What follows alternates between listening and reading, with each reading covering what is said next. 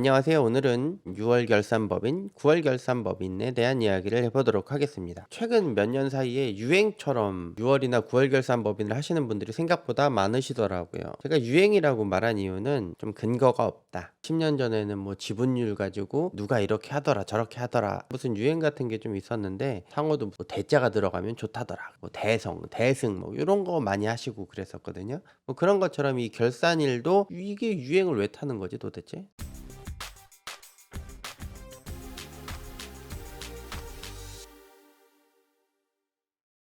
일반적인 회사들은 1월 1일부터 12월 31일까지 이 기간을 사업연도 혹은 1회계 기간이라고 부릅니다. 1월 1일부터 12월 31일까지 사업한 거를 가지고 우리가 장부를 만들어요. 그걸 우리가 뭐 결산서라고 부르기도 하고 재무제표라고 부르기도 하죠. 재무상태표에는 12월 31일 현재 우리 회사 재무상태가 이렇다 표현하기도 하고, 손익계산서에서는 1월 1일부터 12월 31일까지 사업을 한 게 우리 지금 상태인 것이야 라고 표현을 하기도 합니다. 이것을 우리가 12월 결산법인이라고 불러요. 사업을 처음 하시는 분이 5월 7일 날 사업자 등록을 했다. 사업 첫해 사업 1기는 5월 7일부터 12월 31일까지가 이 회사의 첫 사업 기수가 되는 거예요. 3개월 안에 법인세 신고를 하게 되어 있는 거죠. 두 번째 해는 1월 1일부터 12월 31일까지 사업한 것을 장부로 만들어서 또 3개월 안에 법인세 신고를 하게 되겠죠. 이게 12월 결산법인의 일반적인 형태입니다. 12월 결산법인에서 날짜를 이렇게 바꿔 넣는 거예요. 1월 1일부터 12월 31일까지가 아니라 10월 1일부터 9월 30일까지 장부를 만들겠어 라고 하는 게 9월 결산법인이고요. 7월 1일부터 6월 30일까지 이 기간을 우리는 우리 회사의 1년 사업연도라고 볼 것이다 라고 하는 게 6월 결산법인입니다. 9월 결산법인들은 재무상태표에는 뭐 9월 30일 현재라고 표현이 되어 있고, 손익계산서에는 10월 1일부터 다음해 9월 30일까지 장부를 만드는 거죠. 자, 그러면 12월 결산법인과 12월 결산법인이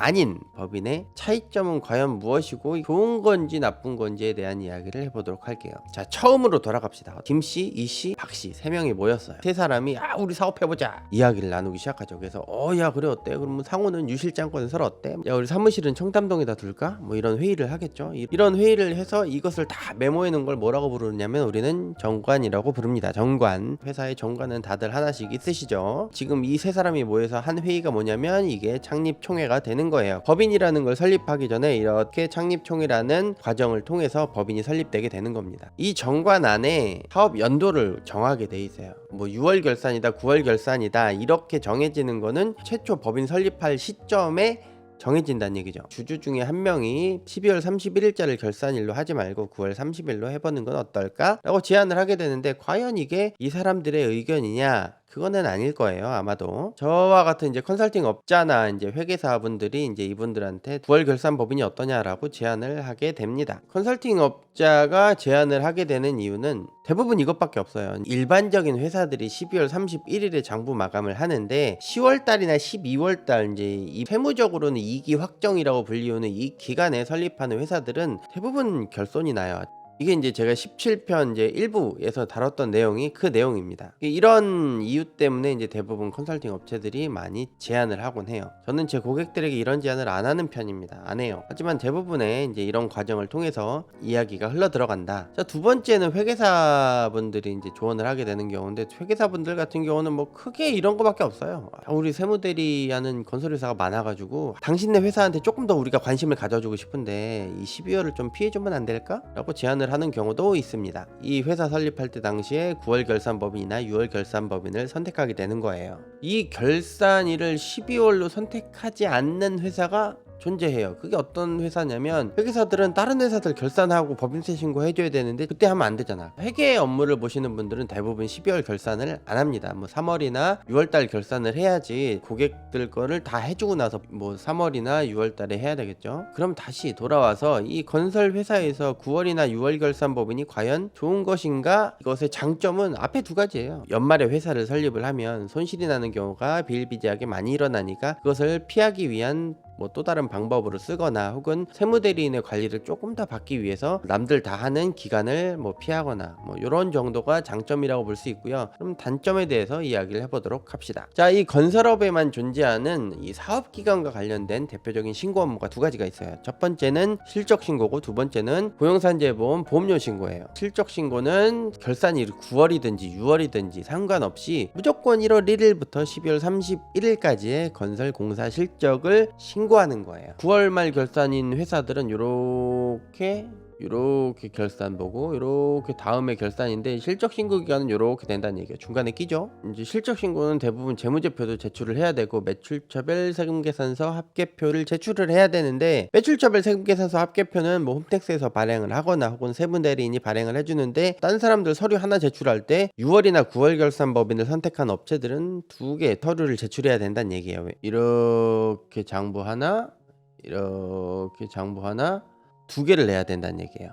그래서 엄청나게 불편하다. 자, 고용산재보험료 보험료 신고도 마찬가지예요. 기간이 틀리기 때문에 이제 우리 회사의 법인세 신고하는 기간과 고용산재보험료 신고 같은 경우는 1월 1일부터 12월 31일까지를 기준으로 신고를 하기 때문에 이것도 역시나 불편하다. 제가 이전 영상에서 고용산재보험료 신고에 대한 이야기를 했었는데요. 그 내용의 취지는 뭐냐면 고용산재보험료 신고서는 재무제표를 보고 하는 게 아니에요. 실제로 우리가 뭐 고용 직원을 얼마만큼 고용을 했는지, 기술자를 얼마를 고용을 했는지, 뭐 현장 노동자가 얼마인지, 외주 공사비는 얼마인지, 장비를 얼마 썼는지 이런 거를 우리가 실제적으로 다 메모를 해놓고 신고를 해야 되는데 대부분의 업체들은 결산서를 보고 신고를 해요. 고용산재보험료를 신고하는 분들은 이제 격리 파트에 있으신 분들인데 대부분 경력이 길지가 않은 분들이 신고하기 때문에 이거 신고서를 딱 보자마자 이거 어떻게 신고해야 되지?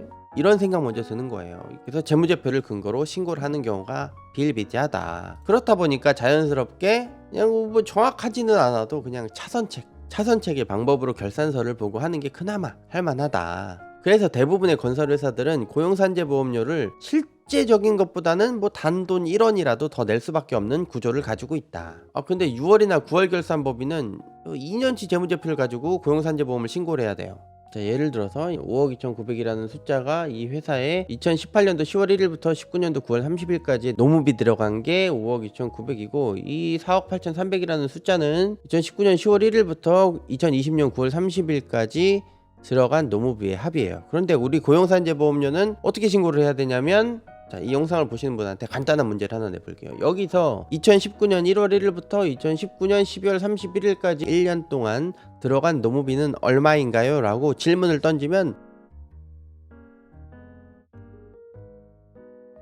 그렇게 2년치 결산서를 가지고 고용산재보험을 신고를 해야 되는 결론이 날 수밖에 없다. 그렇다 보니까 어떻게 고용산재보험을 더더더더 많이 납부할 수밖에 없다. 건설업의 신고제도는 거의 대부분이 자진신고제도입니다. 알아서 신고해. 너희들이 들려면 우리는 세금 추징을 하겠어. 이게 고용산재보험료를 조금 더 많이 낼 수밖에 없다. 그리고 더 중요한 게 하나 있는데 이전 영상 기업진단편에서 이런 얘기를 한 적이 있어요. 기업진단을 의뢰하시는 분들 중에서 기업진단이 되게 난해한 경우가 있는데 그 중에 하나가 공사가 진행되는 와중에 건설업을 등록하기 위해서 의뢰하시는 경우가 있는데 이 경우가 기업 진단이 조금 어렵다고 제가 말씀을 드렸었거든요. 공사 진행 중에는 대금이 왕창 들어올 수도 있고 공사가 뭐 인건비라든지 자재비 나가는 것 때문에 갑자기 예금이 쭉 빠지는 경우도 있기 때문에 이 기간 중에는 기업 진단이 제가 어렵다고 말씀드렸어요. 그런데 예를 들어서 9월 결산 법인을 했다 쳐요. 9월에는 대부분 많은 업체들이 가을 공사들 많이 하고 있잖아요. 9월이나 6월 같은 경우에는 기업 진단이 어렵다.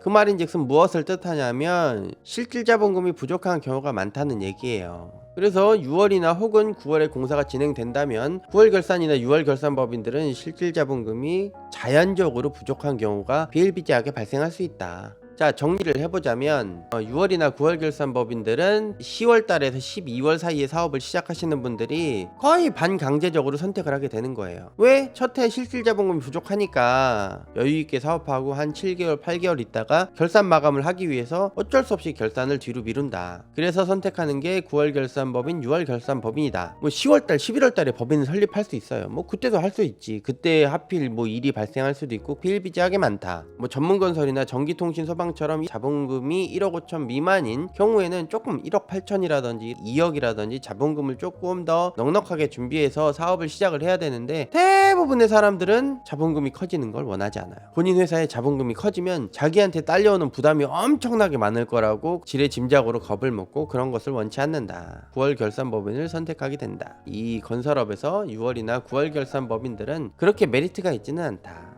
오늘은 12월 결산법인이 아닌 9월 결산법인에 대해서 이야기해봤는데요. 이렇게 짧게만 이해하고 넘어가시면 될 것 같습니다. 오늘 내용은 여기까지고요. 시청해주셔서 감사합니다. 끝!